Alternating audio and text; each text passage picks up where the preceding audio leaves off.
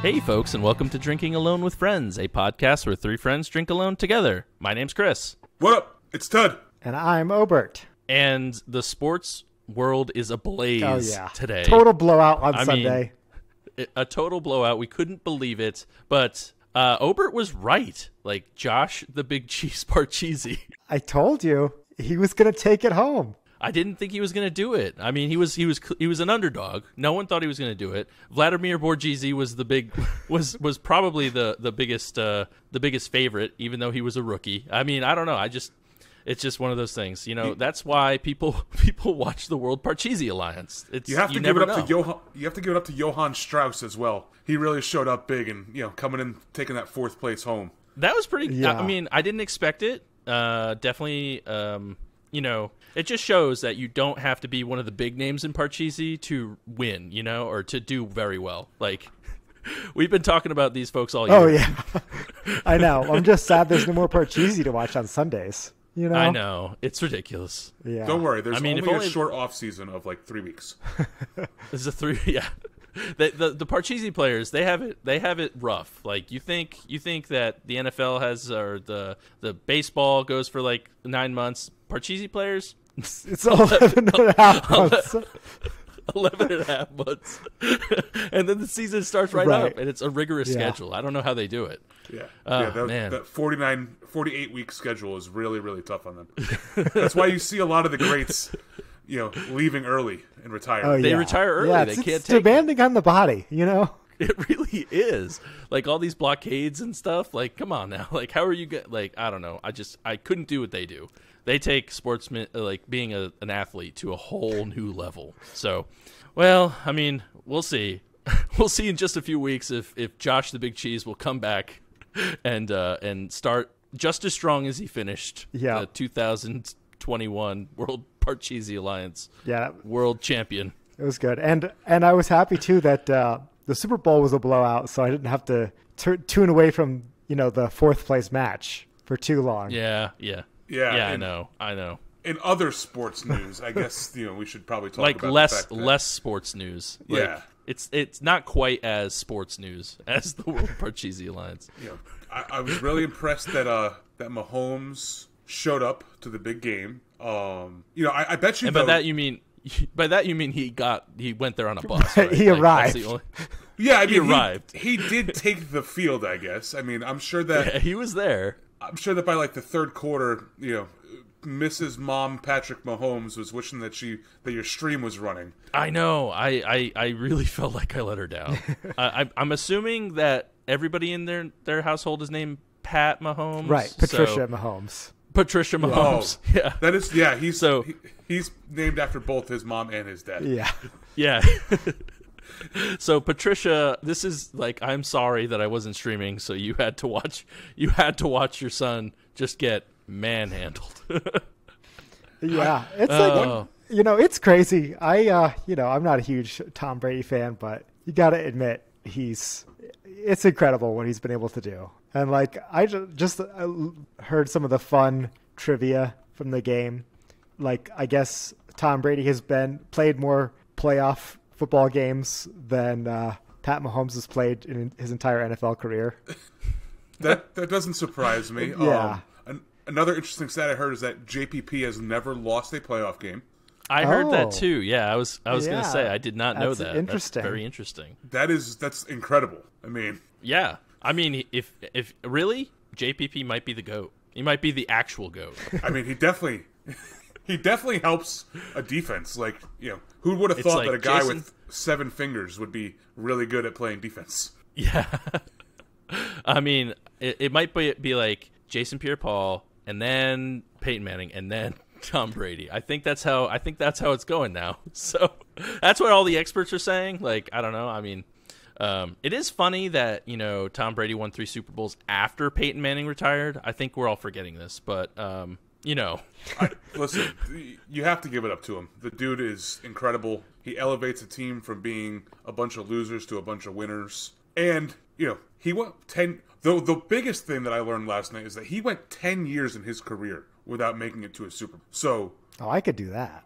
Yeah, no, it's just incredible. He went from 27 to 37 without making it to one, and has since won 4 Super Bowls. And been in 3 more or 2 more? He's been in 10. Right. But so he lost to the Giants twice. Yeah. Right. And then he lost to the Eagles. Correct. Yep. And that was not during the 10-year drought. That was amazing. Like he's a good footballer.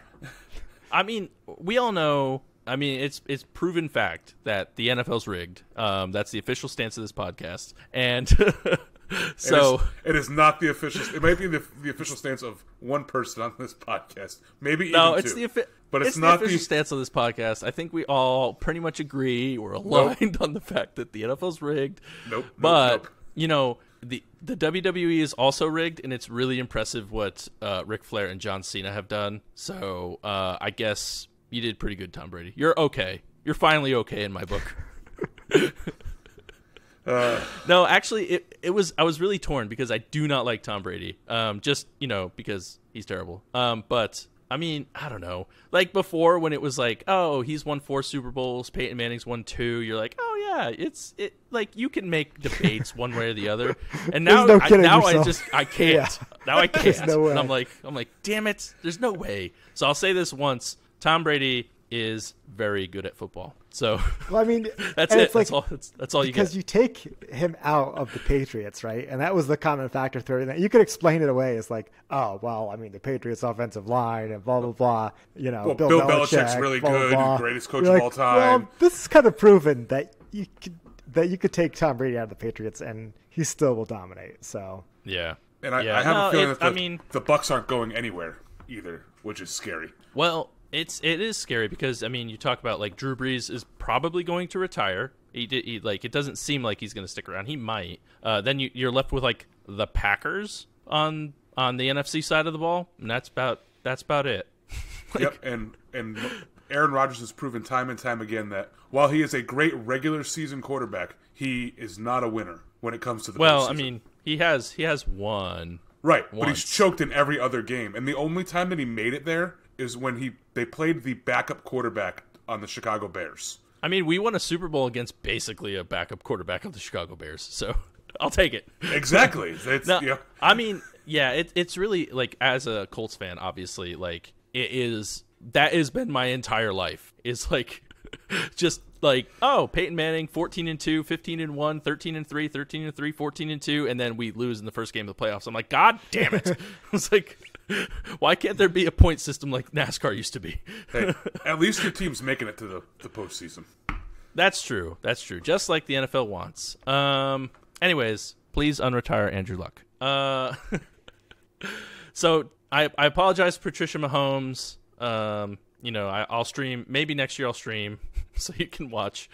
And congratulations to Josh the Big Cheese. Obert had it. Obert knew, but we didn't. We were doubters. So yeah, I'm gonna get that. I'm gonna get like a Josh with a little slice of cheese tattooed. I'm thinking like my thigh, not like too high up.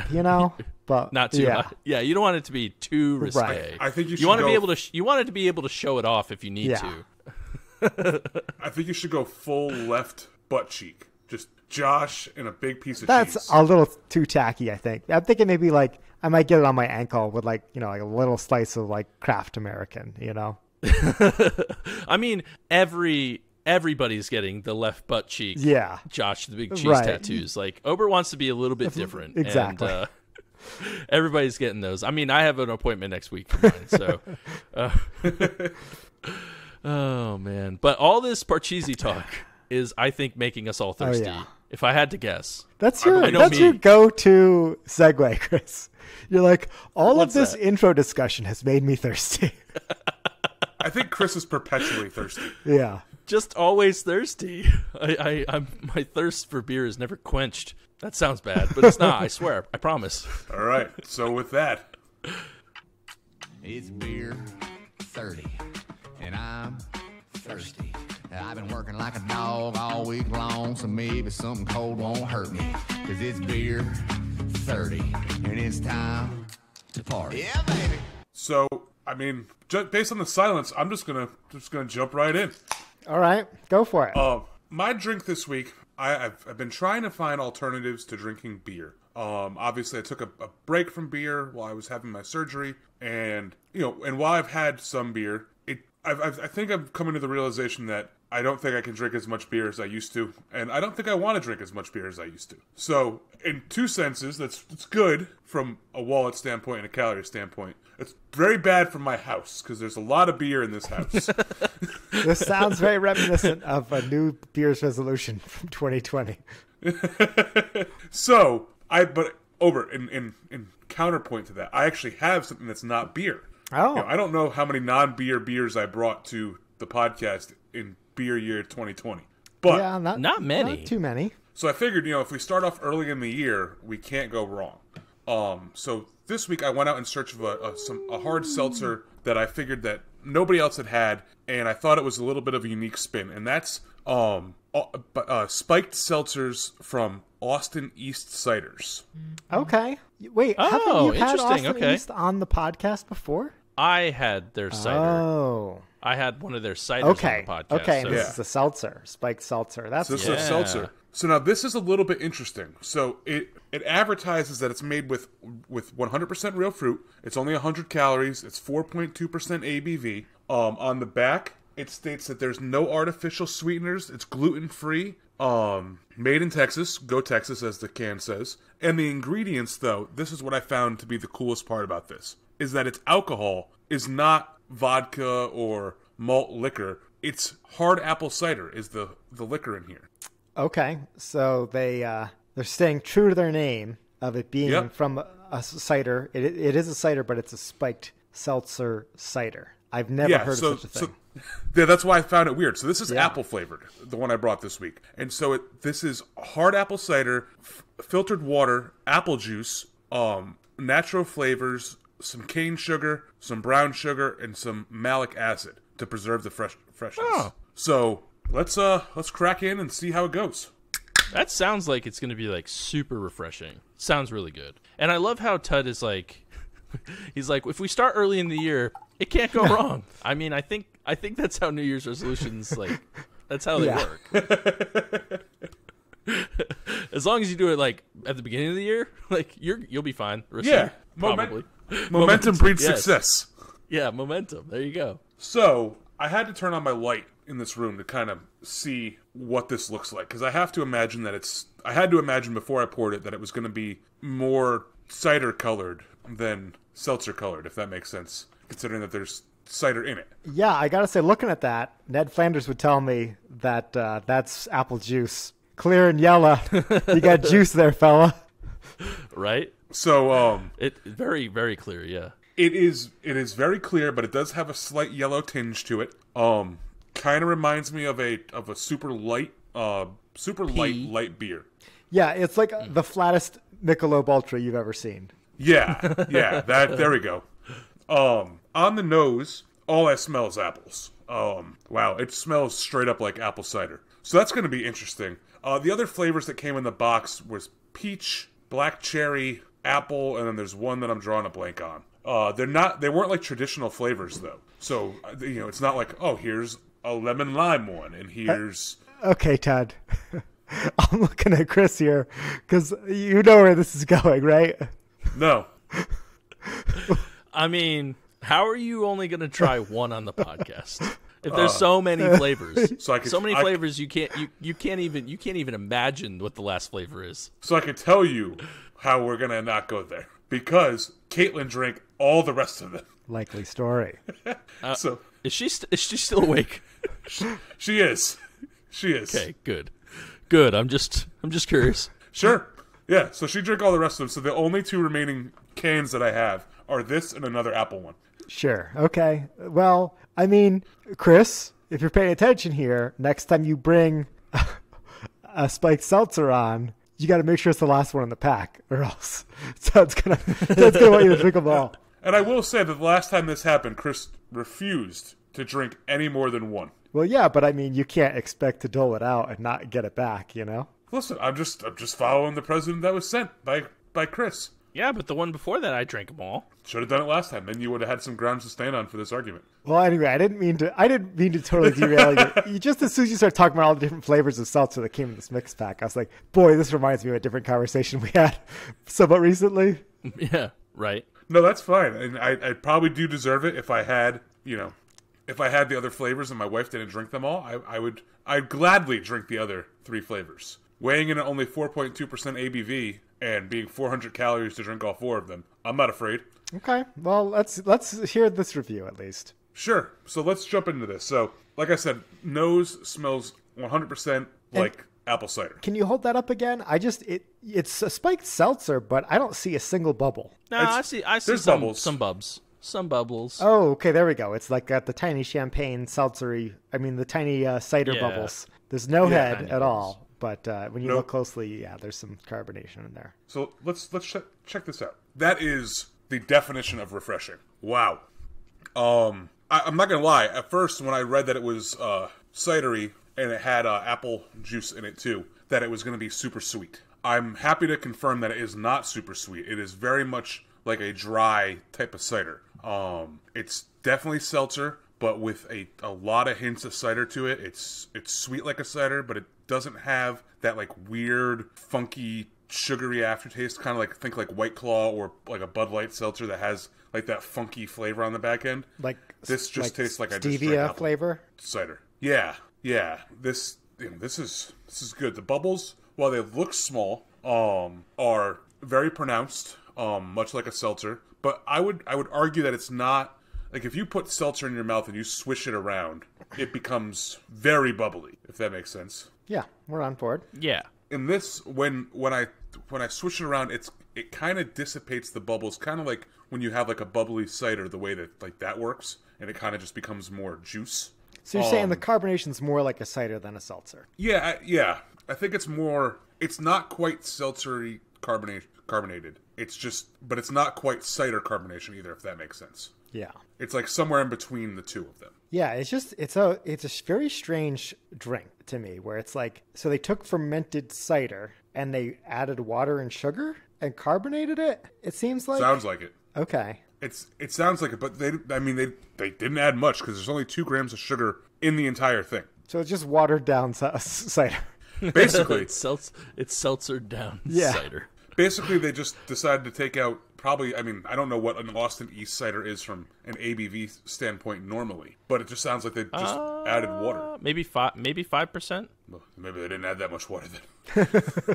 I don't remember for sure, but I think I maybe know 5%. that they're on Untapped, and I would look it up, except for the fact that I don't want to see the rating of this. All right, I can help you out here. Yeah, I actually just realized that I bought a new phone, and I was like, oh, I don't have Untapped on this phone yet. So Austin East Original Dry Cider is 5% ABV. Okay, so then I have no idea what the difference between. I'd have to if I had known this, I would have gone out and gotten some Austin East cider as well to try like side by side. But I don't have that, so I'm just gonna say that I don't know really what the difference is, except for this is 100 calories. It's super delicious. It does not leave a sweet aftertaste in your mouth. The aftertaste I'm getting is straight up apple cider, which is fantastic because who doesn't love apple cider? Especially the aftertaste of apple cider. It just tastes like apples. It's freaking awesome. As far as seltzers go, I'm not gonna lie, this is up there. This is really, really good. This is. I don't know if it's better than High Noons or Truly Lemonades, just because I prefer the flavors of those better. But this is like right after that. This is where I would put that on my seltzer scale. This is maybe winning. Sounds like it's winning more in refreshment, less in flavor. It's got and I feel like I'm selling that short. It's got a ton of flavor. Okay. Like, it tastes legitimately like cider. I mean, if you gave me this and said, hey, I brewed some hard cider, I would never know that you had poured me a spiked seltzer. I would have just said, oh, this is a pretty good cider. A little light, very refreshing. Could drink this while mowing my lawn, but it's good. I would. So the seltzer scale is 100 being soda, 0 being water. Yep. I think we labeled Trulies and High Noons are in the upper 80s, 90 range, something like that. Yeah. So I would probably put this at like 83, 82. Like, it's good. like right there. 85. I mean, it's probably 84. I'm gonna lock it in. 84. Okay. What would you rate it on the Untapped scale? On the Untapped scale, I think people like this. Is this your Untapped rating, or is this like the universe's Untapped? No, I'm going to do both. I'm going to do both. Okay. I think people like this. So, I think their rating is probably going to be high, but I don't know if it's going to be as high as mine. I would give this on the Untapped seltzer scale, because this is kind of weird, because I'm rating it against beer. But from an Untapped seltzer label, I would give this probably a 4.25. Like, it's very good for being a spiked seltzer. Right. Yeah, and that we've talked about how it's tough to compare those on the same scale. Right. Yeah. And so I think that if you look up the Untapped rating, it's going to tell you that the rating is out of 15,000 check-ins, it's going to be a 3.62. Well, I think you're one of the first early adopters here on this one, Todd. Because out of the 226 people who've checked this in, that's much less than 15,000. The average is only a 3.34. Ooh. One of our lower rated beers we've had, or drinks we've had on here. So you're about, you're 0.3 off, unfortunately. That is sad. That is sad. I see the geese flying away in a V formation from Ted's house. Now, I will say there's a chance I still win Man of the People, because you guys could be off by more. We could? True. So wow, I'm actually kind of upset that it's that low. Are there any comments that are outstanding or that stand out? No, nothing that I saw. That, like we said, it's kind of tough rating a seltzer on a beer scale. Someone gave it a 4 and they said, like watered down seltzer. I honestly could see myself putting these down in mass quantities. 4.0, but sounds kind of like what you're saying. Somewhat very crushable. It's very good. It's very drinkable. If you weren't feeling the beer and you were going to a tailgate for a football game or a concert, this is something that you could grab and feel like you're still drinking beer. They're very light, refreshing. You could drink a shit ton of them, and you won't have that bloated beer feeling. Nice. I'm gonna have to pick some up sometime if I see them. And I think they should be nationally distributed. I don't know if they get them in Montana, but Chris, you should probably get them. I don't know if we do. I haven't really.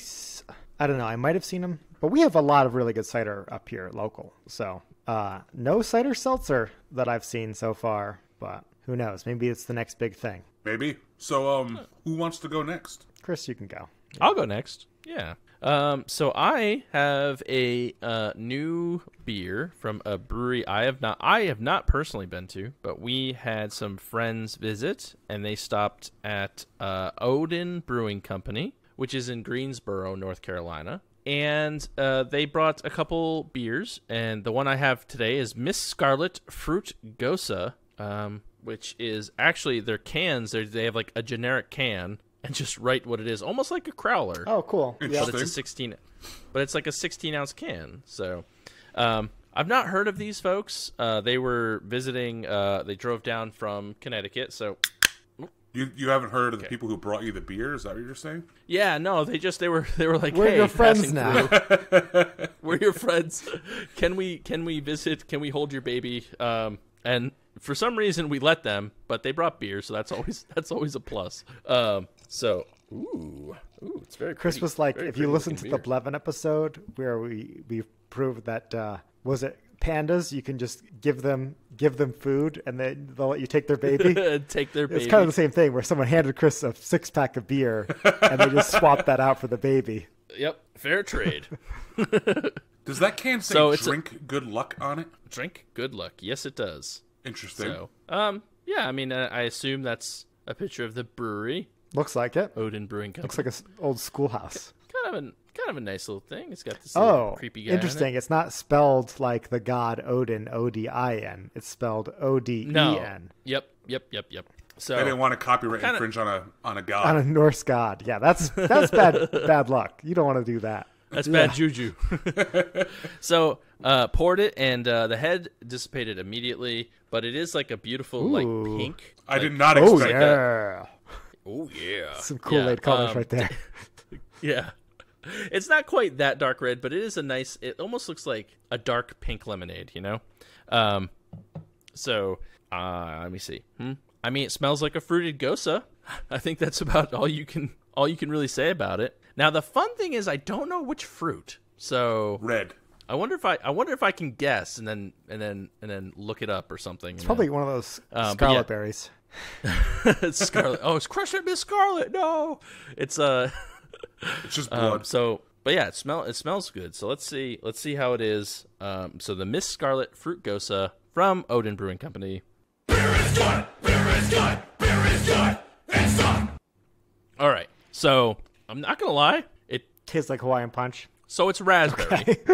Okay. Are you sure? Definitely raspberry. Yeah, it's very strong on the raspberry flavor. I don't think there's lactose in it. It doesn't taste. It's not like a smoothie. It's more of just a straight up like Gosa. But it's very good. I mean, a little sour, not too sour. It definitely gives you a little bit of that punch, but it has a nice raspberry taste to it. Okay. It almost tastes like a raspberry lemonade. Which is weird, but like, I mean, you have to stretch it. It's not sweet like a raspberry lemonade would be, but like it's very, very good though. I mean, yeah, I mean, a little bit of pucker. Now that I have another sip, a little bit of pucker like at the end more so than the beginning. Like I get hit pretty heavily with some raspberry and some nice, like a tad bit of the sweetness from it. And then it's like kind of like a little bit of a. Yeah, that's where the lemon kind of kicks in. That's when the lemon. That's when the lemon. That's where the schnozberries come in. That's where the schnozberries taste like schnozberries. So I mean, it's a solid beer. There's not really anything like. There's no additional layers, but it's a very, very well done fruit gosa. And it's a beautiful looking beer, as you saw on the well, you tried to see on the webcam. It's a beautiful looking beer. So yeah, I mean, pretty straightforward. 4.2% alcohol, but very light. Hey, it's good. Yeah, it's I guess light. Ghost is normally light. on the lighter side. Yeah, normally those like newfangled sours, they're a little bit on the light side, but yeah, I mean, maybe it's solid, very solid. I'm gonna give this a 4 on Untapped because I think I don't know. My personal preference would have been if there was lactose in it. I like those fruited, smoothie, sour kind of crap, you know. Yeah. But you know, it's very well done, very well brewed. There's like no bad aftertaste or anything. So just a solid, clean beer. So thank you, Sarah and Evan, if you're listening, for stealing our babies and stealing my baby and leaving us beer. Solid trade. Nice. So out of 47 check-ins, I knew it was going to be low. Oh, if they handwrite each label, you know. I guess that's true. 47 check-ins. Lordy. Okay, so I think it's going to be a 3.97. Play the music. close. Hit the music. But not close enough. 3.93. No, 4.04. Oh. Okay, all right. I'll take that. That's what it deserves. That's what it deserves. It's a very solid beer. So 0.07. Just a quick note, the obviously given that you have a handwritten label, you can't really dive into much about the beer. So it is properly called Miss Scarlet Red-Handed, and it says in the tap room with a pint glass. This fruit-infused sour nice. beer I like that. sticks with tradition in the base beer, a classic German Goza infused with sea salt and coriander. To balance things out, we condition this beer on raspberries and black currants to produce the lovely fruit backdrop and gorgeous color. Yeah, I guess the currants probably help with that color. Yeah, that makes sense. Yeah, okay, I'm glad it was raspberry. It would have been so embarrassing if you were like, and all blueberries. Yeah. Oh, it's actually papayas. So sorry, better luck next time. Damn it, it's banana. No. Yeah, but I mean that's what it is. Yes, it's a very well done fruit gosa. And I have one more beer from them, so I'm excited to try it now. Perfect. So yeah, and then I'm gonna have to move to Greensboro. Apparently, I guess so. it seems a bit like that's how it works.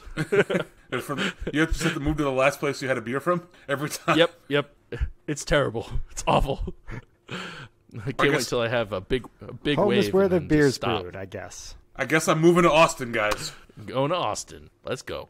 All right. But anyways, Obert, what do you have for us this week? Well, thank you for asking, Chris. I was walking through the local beer store, which for me is a grocery store. It's weird.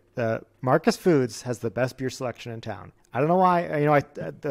The Forbidden beer that was on the deleted episode you'll never hear, that came from there. One of Ted's all-time favorites.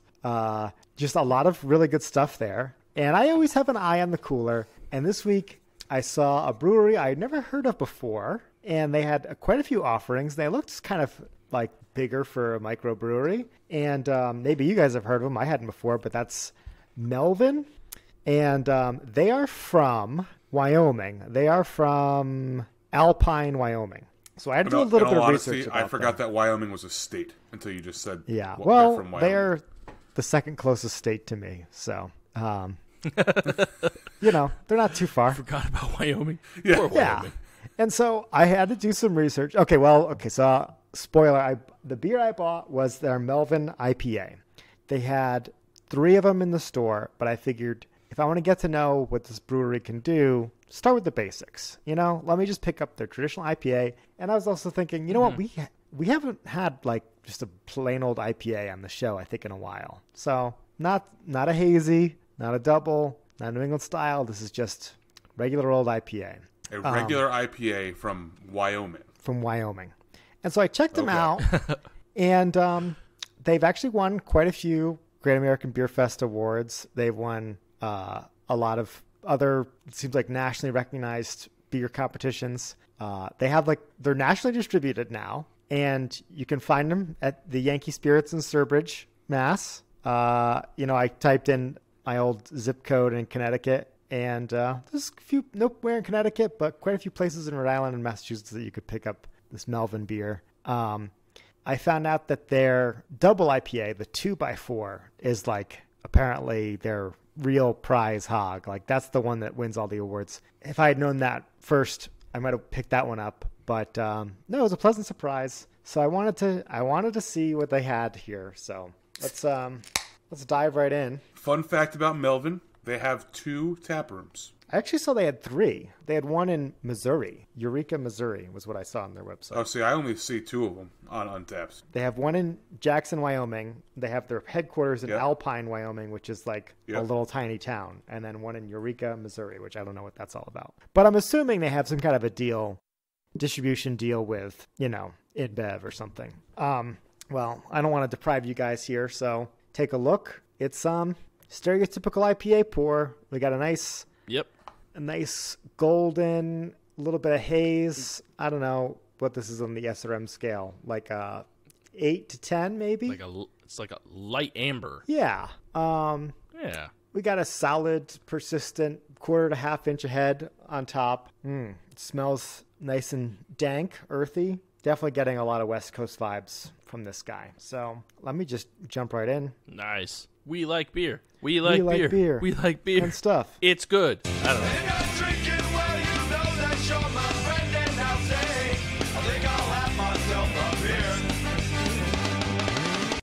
All right.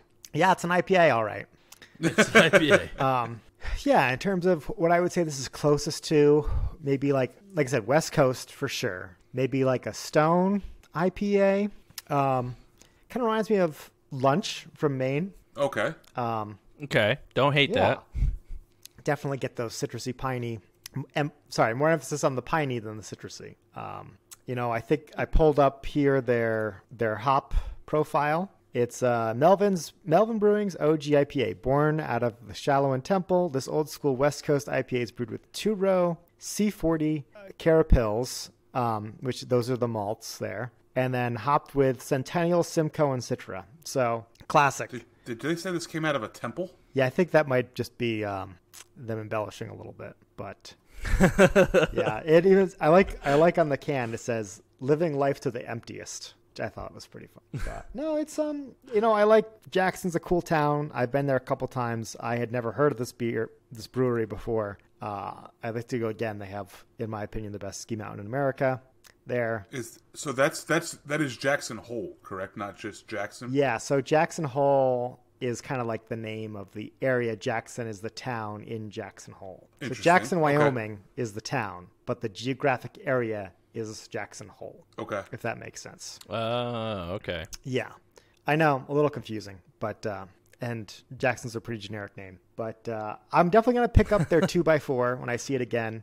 they, like I said, they also had a hazy, which is interesting. This weighs in at 7.5%, which is kind of high for a traditional IPA. Yeah, that is. That's pushing typical double IPA territory. Yeah, and but it's not boozy. No, yeah, the bitterness, the high bitterness definitely cuts the boozy flavor for sure. And their hazy IPA was only coming in at 6.5%. And I don't know, in my mind, I always feel like hazy IPAs are usually pack more of a punch than 6.5, but I don't know.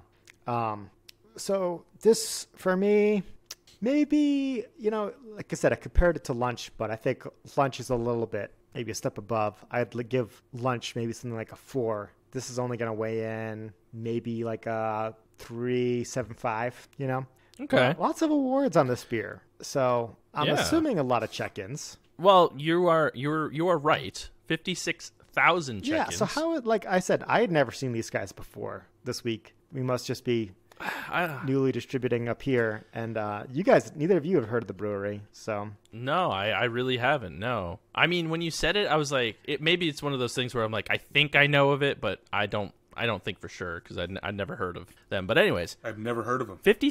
56,000 check-ins. What do you think the people think of this beer? This award-winning beer? Oh, man. I think a 3.96. Oh, man. So close. Just like nonchalantly thrown out 3.96. 3.94.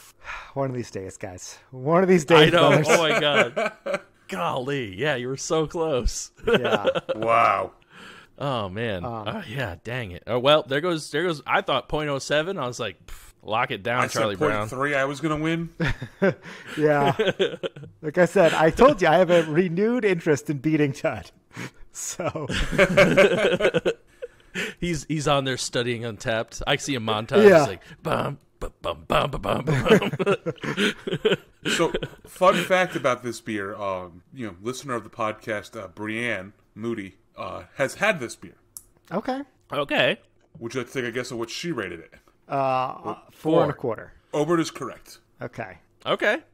He's just on fire right now. Did she have it at D&G? She did not Okay. post a location. That's What is all right. D&G? She had it back in 2017. You never been to D&G? It's a really awesome pizza place in Canada. Yeah. You should go. You would love it there. Yeah, never been there. They have. Yeah. They get kegs of stuff that is really hard to find. Yeah, it's pretty awesome. I used to go when I used to frequent it every once in a while when I worked up that way. So Yeah. Yeah, you guys know me. I haven't lived in that area of the state, and I don't think I've lived there for very long as like a drinking adult. Like, It's a good point. I Maybe mean, a couple weeks. It's always home to me, as someone who lives far away. But that's a good point. But I think even you, with your highfalutin Hartford area bars, would think that they had some good tap selection there. I'll have to check it out. Yeah, next time you're visiting family or whatever, you should make a trip out there. It's pretty really solid. good pizza, decent, really good wings too. Some of your favorite things. So I know that, but these are a few of Tud's favorite things. I may or may not have had those last night. Wings from J. Tim's. Oh, little wow, pizza. they're not that good wings. They're not that good. Yeah, I was going to say J. Tim's gets a lot of hard to find kegs too. That's a That's good true. point. They That is also true. always J. have a Tim's Fox is- Farm tap now, which is fantastic. Oh, yeah. that's nice. Fox Farm's coming up in the world. I tell you what, I see them more and more being recognized. Yep. But before we Yep. move on from my beer review, I just wanted to say real quick, I went to Sacred Waters, a newer brewery by me, and I have, I used to go there all the time for trivia, once a week, every week. COVID obviously put the kibosh on that. So it's been a while since I went in. No. I went in and they had a milkshake IPA, which I ordered, and came in 0 haze, completely clear. And I was like, have you guys had milkshake IPAs that aren't hazy? No, I don't think Okay. so. I think that's like the whole thing is the fact that it's supposed to be like thick. Yeah, like I mean, if- I could see like It's going to get thick from the milk sugar. yeah, this was brewed with lactose, but it was filtered. So I don't know if that was something that you guys had experienced before or not. Was it I don't good? think I have. That's I mean, good question. it was tasty, but I wasn't what I was expecting. I wanted a milkshake. I wanted a milkshake IPA. Did it have that like mouthfeel or no? less so than normal. I mean, I could definitely still tell that it was lactosey. But yeah, I don't know. I think maybe they got to work on their milkshake approach. I almost was like, I asked, I was like, is that the milkshake? And they were like, oh yeah, a lot of people expect it to be like, look like a smoothie. But no, I'm like, okay. I mean, it was good. All right. It was adequately hopped and stuff. So it's still tasty. It was like a berry flavored one. It was good.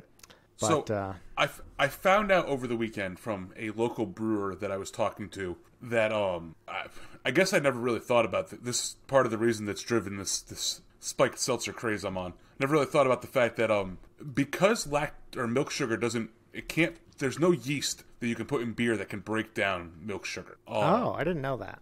Yeah, so I learned that, and then I also learned that because of that, when you're adding lactose to your beer, or when they add lactose to your beer, you're really just going for the mouthfeel. And you're really just adding excess calories to the beer that don't go away. I guess Connecticut has been... Well, when you say go away, you mean like convert to alcohol. Right, well, yeah, and then you're just drinking, like when you put milk sugar in your beer, you're just basically adding calories to the beer for a slight difference in mouthfeel. But I guess Connecticut has been debating requiring breweries to put nutrition labels on their beer cans. How do you feel about that, Todd? In all honesty, I think me and the brewer that I was talking to, I think it's going to kill. I think it would kill the beer industry, because I don't think that you'd ever have somebody who would order, this fancy pants, dessert pastry stout that's brewed with lactose and brownies and Snickers bars, if they saw that the calorie of that one beer was like 1,200 calories. I think you just see an end to creative, fun beers, which may not be a bad thing, but at the same time, I guess it would be helpful to know how many calories you are ingesting. Yeah. I mean, kind of torn. I think the market for those kind of beers will still be out there, Yeah, I know. I think they've talked about this before too, about making labels like that, like maybe a few years ago now. But yeah, I don't know. Maybe if I'm going through #TudFit, I might be like, ooh, I don't know. Maybe I'll just go with like something a little lighter. But me right now, #Chris Unfit. Yeah. #Chris Moore.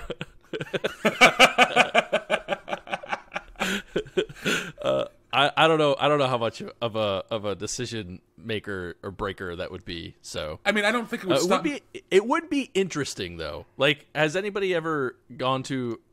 We used to do this all the time at work, but like someone would be like, buy one of those honey buns out of like the vending machine, be like, how many calories? Oh, that's 690 calories for a honey bun. So I feel like I would do the same thing with beer, and then still, like I said, ate the honey bun, so it's fine. Like, but yeah, that would be interesting. I don't know. Maybe those batches, they like smaller batches. I don't know. I think like beer people are gonna drink it. I've seen beer people that are big. I've seen beer people that are very, very in shape. So I don't know. Yeah, and I mean, your argument, Todd, that like it's going to kill the like pastry beer industry. Like, well, they probably had said the same thing when they were talking about putting nutrition label on food in general, and yet you still can buy crazy desserts and stuff at the store. You can still go to the Cheesecake Factory, and sometimes they have the calories next to the stuff. And you're like, holy shit! Whoops! Well. Listen, I don't think it would deter me from drinking beer, but I think that for most people, and I think I would fit myself into this category of most people. If I was going to a new brewery or any brewery, and I was like, oh, I'm between these 2 beers or these 3 beers, I may, if I knew the calories of said beers, I may veer towards the lower calorie beer and just be like, if I don't drink the 1,200 calorie beer, I can have 3 of the 600 calories. 5 200 calorie. Yeah. I mean, right. Well, I do that with price sometimes, though. There's times where it'll be like, these both sound good, and that one's on happy hour deal, so I'll go with that one. It's kind of same thing. That's true. Huh. Well, that'll be interesting. You're gonna have to let us know what comes of that. Yeah, I don't think it's going to pass. Like you said, it's been brought up multiple times, and I think now, especially in today's day and age, the Connecticut Beer Drinkers Guild, the lobbyist essentially for the brewers, I think it's so strong at this current moment, and it's only getting stronger the more breweries that open up in this state, that I have a hard time thinking that the the lobbyists for the beer industry will allow that to happen, because it would immediately tank the beer industry, at least for a little bit. Well, if that happens, Ted, you're going to go in and buy all those half-price beers. I know you, so. Put them in the back of the car. I'll take them all. Oh.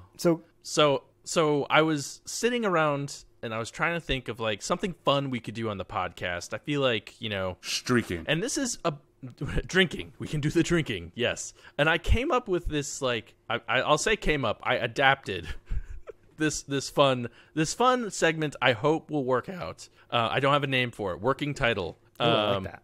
So working title. Yeah, so we're gonna have to have a working title. But Tud, play that infamous new segment theme song.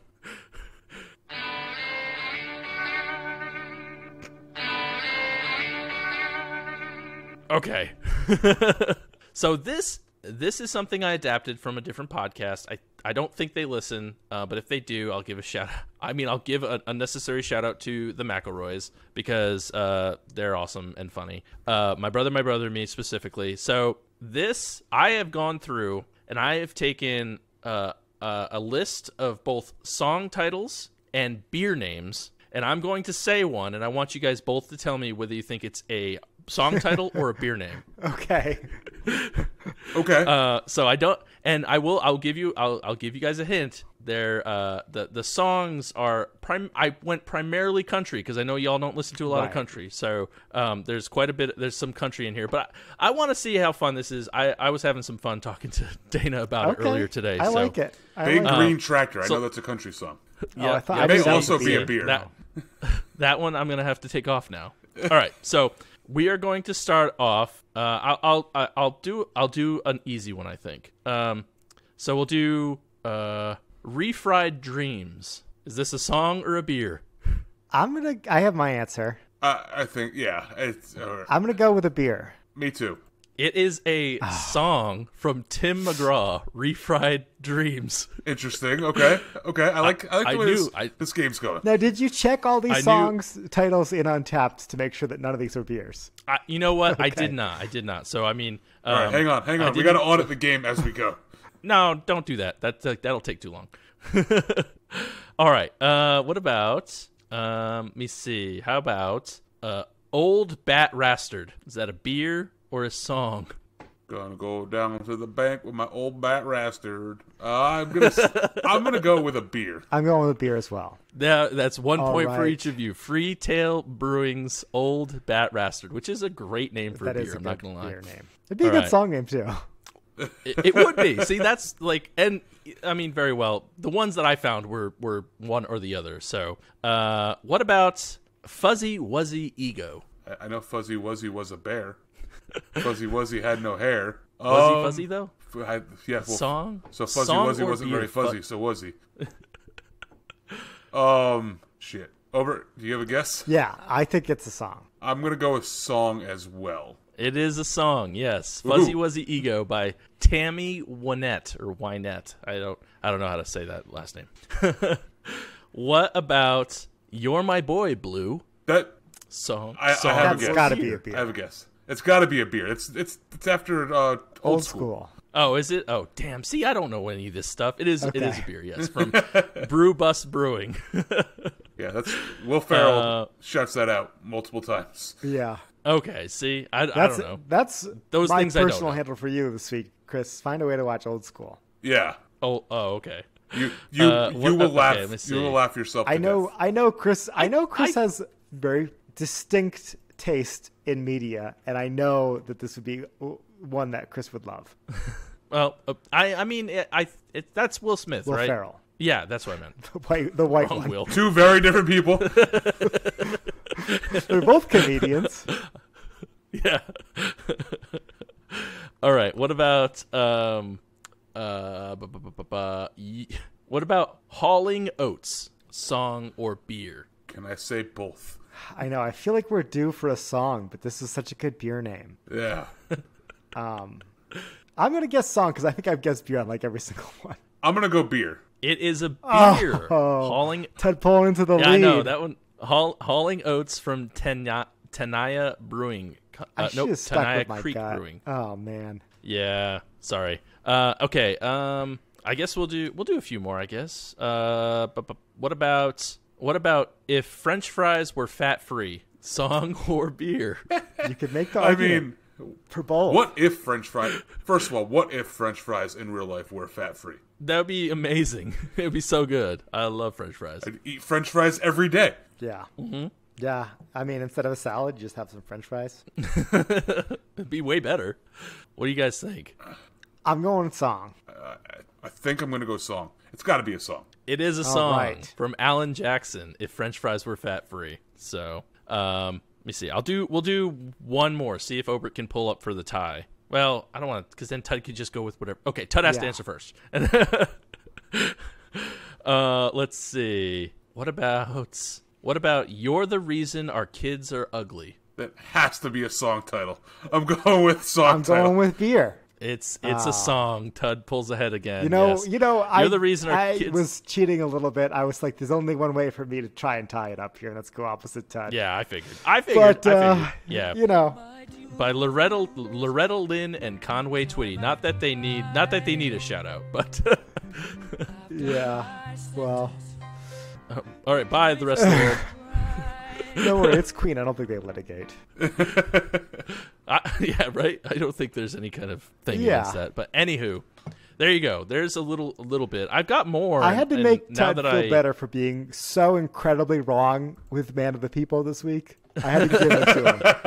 So yeah. Well, that was very nice of you. But yeah, there you go. That was just something that I thought could be funny. And like honestly, if like they could go either way, some of these. Like I'm just like, I don't know. Some of those were legitimately difficult where I was like, I don't know what to guess here. No, there was some, yeah. I know. Maybe, So if when we start our brewery, when we start Drinking Alone with Friends, the brewery, working title, we got to come up with all country song names for our beers. Yeah, and I want to throw this out there. If a listener has a good segment name that is not song or beer, hit us up. Drop into the Discord and or hit us up at dawfpodcast@gmail.com with your ideas for the segment name, because I thought I think and it's if you're fun. cruising down the highway and you hear a song that would be great for beer song, Ooh, or yeah. you're sitting in a tap room and you see a funny title, email us. You can actually those ones you can send to beardadgamer@gmail.com. Yeah, I was gonna say if you put it in the subject, I trust Tud and I won't click on it, but yeah, beardadgamer@gmail.com. gmail.com for Chris's personal if you email have, address. And yep, that's what I've been forever. When I was 13 years old, I opened up that email account.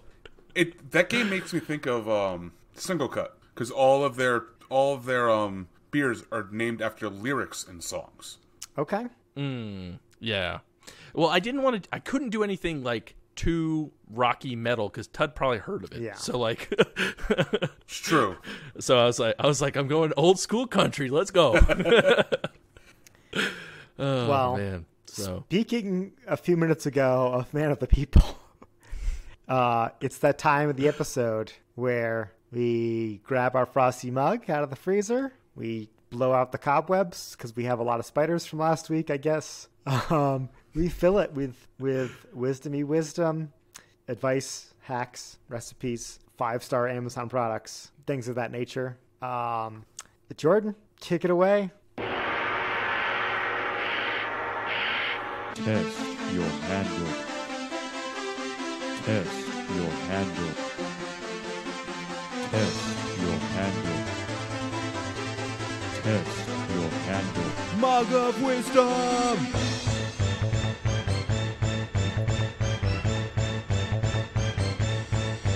Drink.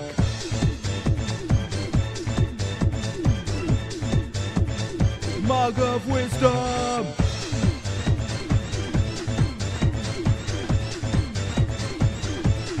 Finish that bravado.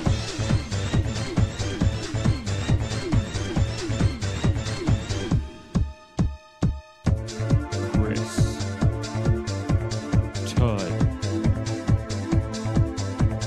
Obert. Popcorn and other animals.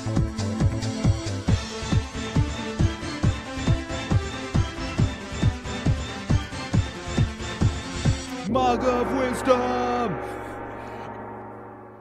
Well, thank you, Jordan, as always, from the Wreck My Podcast, for our excellent song. Really the highlight of the show.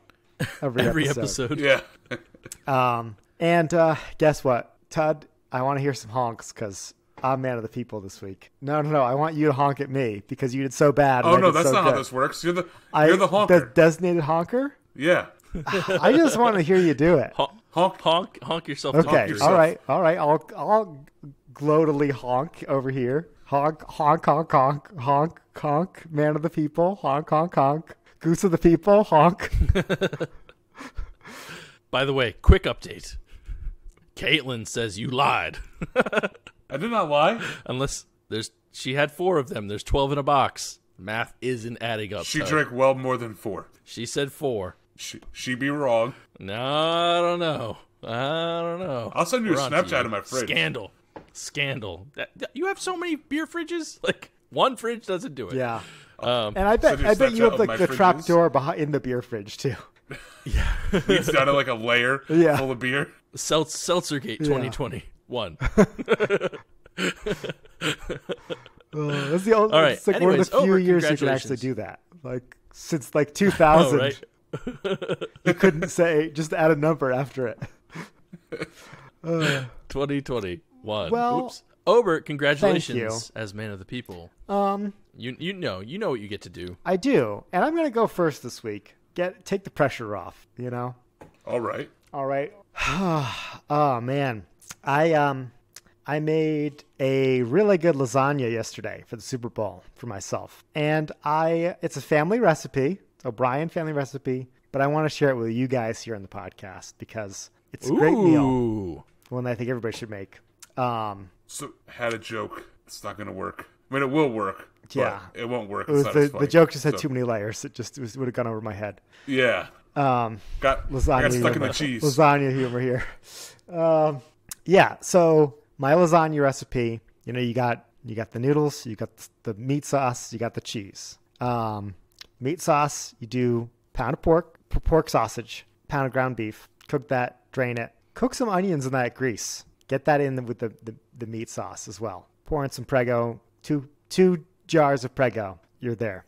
Tud's gagging at the Prego, but I don't even want to hear it till I'm done with the recipe because people are taking notes. For the cheese, you do the big tub of ricotta. I think it's 32 ounces and about a pound of mozzarella with maybe 5 ounces of Parmesan.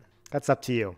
I went all out and I mixed in some fresh Italian parsley in there. Why not? And don't buy the oven ready noodles. Boil the noodles yourself. Layer it up. Bake it, and like any good lasagna. Oh, okay. So here it goes. Here's how you layer it. Okay. Again, taking notes. A little bit of tomato sauce just to keep the noodle from sticking to the bottom of the pan. Then you got your noodles. Then your layer of meat and cheese. Noodles, meat and cheese. Noodles. A little bit of sauce and cheese on top. That's all you need. That's my layer for lasagna.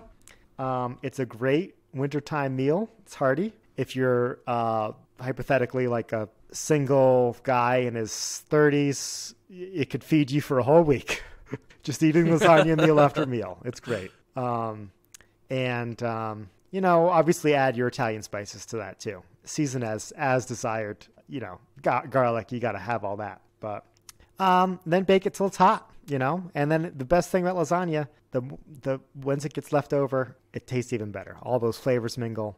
It kind of firms up a little bit more. So that's the O'Brien secret lasagna recipe. And I forgot the one key ingredient, a couple eggs in with the cheese to kind of get that consistency right. So that's how you're going to make yourself an amazing lasagna. And that's what I did for the Super Bowl, and it came out really good. Do you scramble the eggs and pour it into the cheese? Yeah, you don't like scramble it like you cook it, but you do mix it up. Yeah. Yeah. That's what I meant. Okay. Yeah. Is that something people do normally? I don't know. I don't cook a lot. You bake. Is that like I bake? Yeah, but I don't use a lot of cheese. Yeah, Chris is not a cheeseman. I'm not a big cheeseman. No one ever would have called Chris the Big Cheese Parcheesi. The Big Cheese. I am not the big cheese. No. I mean, it sounds good. I can't get down with ricotta. I can't do it. I don't know why. Have you ever had lasagna gross. before? I will eat lasagna if there's no ricotta in it. And that's the thing. Like, that's the O'Brien recipe. The Adam Oates recipe, you can make I don't ricotta know if I've ever free. had lasagna without ricotta. Huh. You've never lived in my household where we don't like ricotta cheese. So I will provide some feedback on top of. I want to hear Obert's the handle real quick. Tedesca family secrets here. Well, A, you don't ever use jar sauce because you can make better sauce yourself by opening up a few cans of, crushed tomatoes, diced tomatoes, some tomato paste, add some Italian seasoning, flavor it to how you want it. But the second thing that I've never done before, or that I do all the time, and it sounds like you didn't do, I don't pre-boil my noodles. Oh, yeah. That's the thing because they sell the ones that you don't need to boil first. No, I don't even use the no-boil noodles. I use the regular noodles, and I just put them in there hard, and they bake themselves. I mean, they cook themselves while the lasagna is baking in the oven. Interesting. Yeah, I would think it'd be like too gluten-y. But I don't know. That's how I've always done it. I've never had that issue.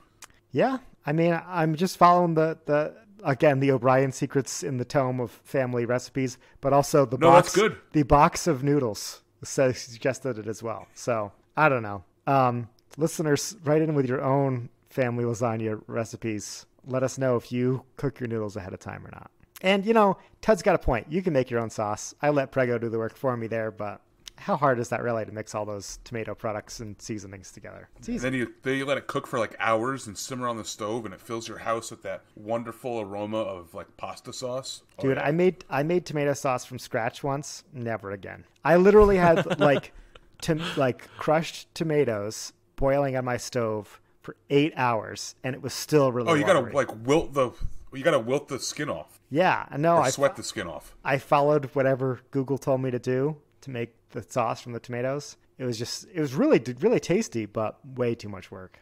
I think brewing beer takes a lot of time boiling and stuff. This was even more labor intensive. So yeah, I usually just get the cans of like already done tomatoes to make sauce out of it. Yep.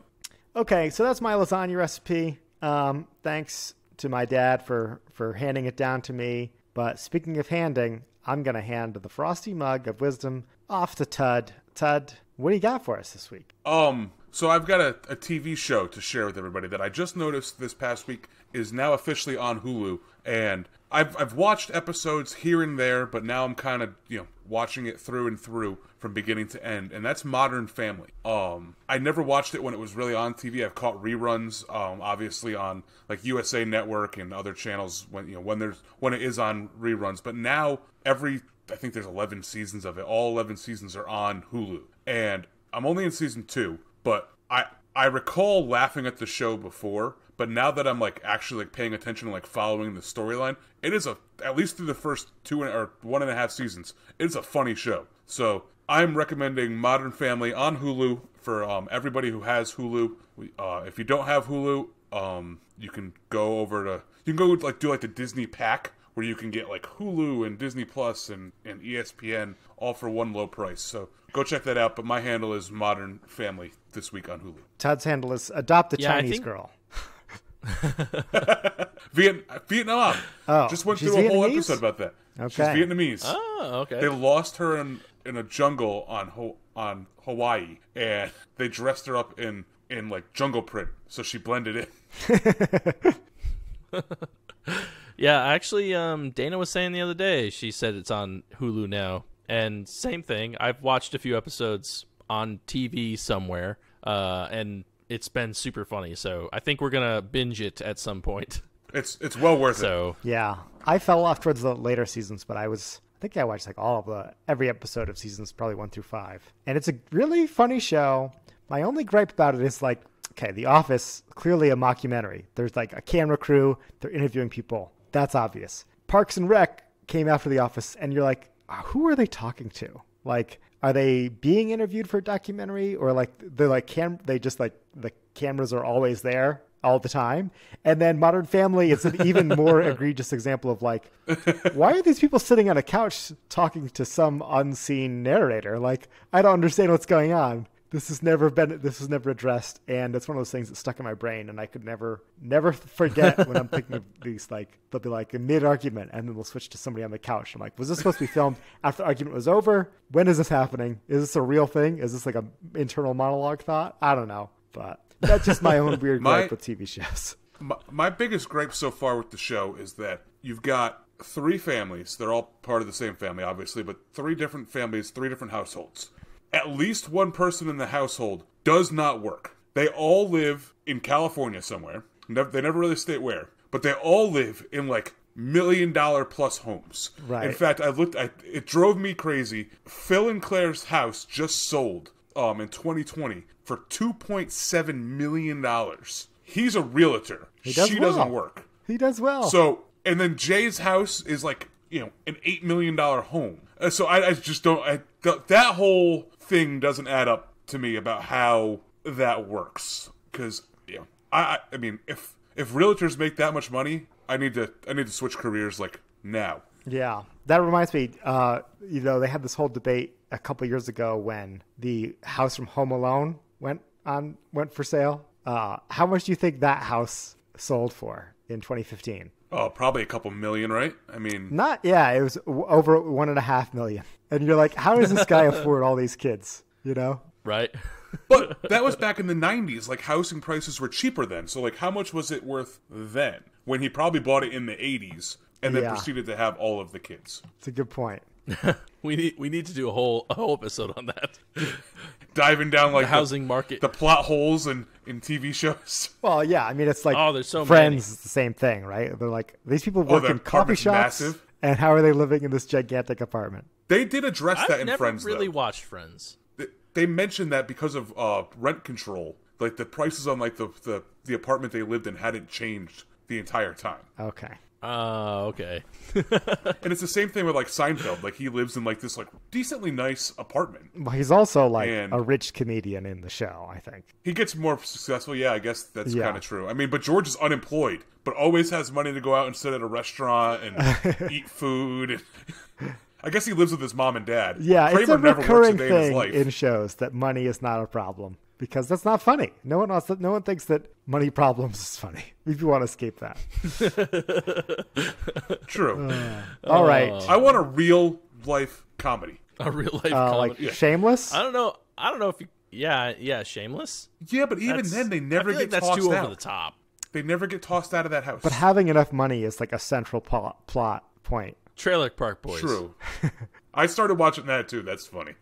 Wait, you've never seen Trailer Park Boys Such before? a great show. No, it was a handle. Oh. Like I think it was Chris's handle. Like at It's the beginning such a of stupid show, but it's really funny.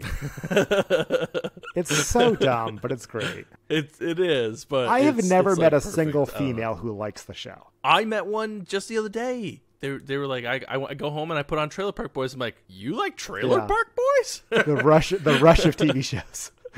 I found out, right, exactly right. I found out that Oh my Caitlin likes it God. the more she drinks. So at first she starts off, You hating, can't. Dana You thinks can't it's watch the stupid. show when you're sober. but like 5 drinks in, she's like, "This is a really funny show." So I guess she's like somebody who finds it funny, but only after multiple drinks. Yeah, that's fair. Yeah, Dana finds it absolutely. She thinks it's the dumbest thing in the world, and I'm like, she's not far off, but like it's still funny. Like, Yeah, it's like the guy version of like the trashy reality like Bachelor type right? Yeah, shows, I think. yes. But anyway, we have one handle left. Yeah. So On I'm this gonna hand Frosty mug. this Frosty mug right over to Chris for him to tell us his umpteenth shopping app. We got lasagna No, in the bottom. We got Modern Family in the middle. Let's top it off our mug here. So I'm going to put over another streamer. Now, more particularly something the streamer does. So her name is Tammarisk. We'll put a link in the show notes. She's a friend of ours. We met her through Twitch, all that stuff. She's from England, and she's extremely talented. So one thing that she has is one of her channel point rewards is like draw me. So you send her a picture of you or your son or whatever, like we did. We did a picture of CJ, and she will actually hand draw whatever picture it is, and like we'll send it. I assume send it to you. I don't know the logistics with mail, but but Dana's dealing with that. So, and she drew CJ the other day, and for free, for like, having zero talent, it's really spectacular, some of the stuff she draws, because it's just really, really good and pretty accurate and all that stuff. I've seen her do a couple other ones, and like, it's just, just by hanging out in her channel for long enough, you can get this done. And I don't know, it's just, I have so many talented friends on Twitch. I could probably put one over every week for the rest of my life, but this one in particular, because she did draw CJ, and that was pretty cool. So if you have a chance, if you're on stream, if you want to hang out with someone who's awesome, tell Tammarisk or Tam or whoever you want, or whatever you want to say, that Beer Dad sent you. She'll know what that means, and and we'll put her link in the show notes, because she's an awesome person, and like I said, extremely talented. I highly recommend getting her to draw you like one of her French girls. Valentine's Day is coming up when you listen to this, maybe. Yes, I mean, it is coming up. But Valentine's Day is on Sunday, folks. So your loved one, so hop on over. Your date, you might have hop on time over to get a hand-drawn picture. I don't know. Maybe. I don't know. Might be tight. Channel points don't accrue like they used to. She might do it for like some Twitch points. Who knows? Maybe. I don't know. Listen, that's between you and But you and I her. just want to say, Chris, you talk about Twitch a lot, and I think some of our listeners who have no interest in video games would therefore say, I have no interest in Twitch. Here's a prime example of somebody who you can just go and check out their artistic talent, even if you have no interest in video games. It's just, Twitch is a good way to watch regular, ordinary folks do things in real time, like draw. That is true. Little kids. It's really cool. I mean, I've gone on there and watched people play guitar. I mean, yeah. Actually, I got a streamer for you too, Tud, that you should check out, because he's funny and plays the guitar. So he's very good. But yeah, so there you go. Check out Tam if you have the chance, and also dive into Twitch, because it's fun, and watch me on Bearded Gamer. Cool. And so with that, we'd like to thank you all for listening. We'd like to thank the breweries that provided today's drinks. I will go first and thank Austin Eastciders for their spiked seltzers, the apple flavor in particular. I would like to thank Odin Brewing Company for their Miss Scarlet Fruit Gosa. I don't remember what the full name was. I want to thank Melvin for their Melvin IPA. And it was Miss Scarlet red-handed, like Clue. Yeah, I know. I mean, I get it. I knew it was Clue. I just couldn't remember what the rest of it was. Please make sure you head over to social media and follow us at DAWF Podcast. That's Instagram, Facebook, Twitter, Discord. Come on over there and talk to us there. Hashtag follow the email at dawfpodcast@gmail.com. Please make sure you head over to iTunes and leave us a 5-star rating and a review. Also, make sure that you're telling your friends. You guys like beer. You guys like ciders. You like funny things. Share this with your friends. I mean, how is this not funny? I think we've all shared some laughs over 124 episodes now. So make sure you're doing that. And if you have any suggestions for song or drink working title, please send that over to beerdadgamer@gmail.com to help him stump Obert and I. And so with that, my name's Tud. My name's Chris. And I'm Obert. And remember, if you're drinking alone, do it with friends. So I am telling you, there's only one more hard cider or hard seltzer in the fridge. That's a shame that your wife got to every single one before you were able to. And it's the only other flavor is apple. So like she drank them all. Likely story. Right. Telling you the we truth. all totally believe it. Makes complete sense. You know they're hidden in the aperitif fridge. You'll never be able to find what fridge. It's like a Where's Waldo in there. Wine fridge, beer fridge, kegerator, aperitif fridge, garage fridge, basement fridge, shed So many fridges. shed fridge, fridge. That's where he keeps his fridges cold.